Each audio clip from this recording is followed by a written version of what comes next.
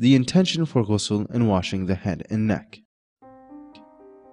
The intention for ghusl means that one should know which ghusl they're performing, and that their performance is because Allah has asked them to do so.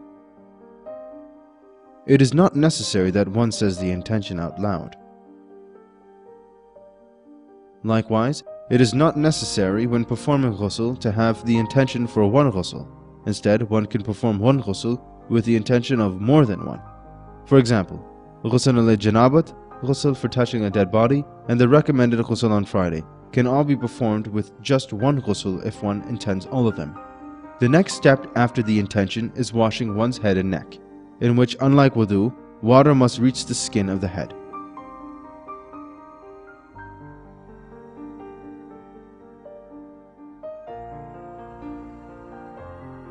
Of course, washing long hair is not necessary according to some of the marjas.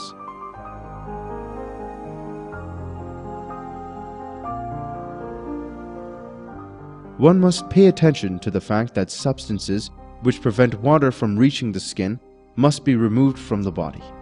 Exceptions to this are things which are only color, like what remains after using henna or hair color, and do not prevent water from reaching the skin.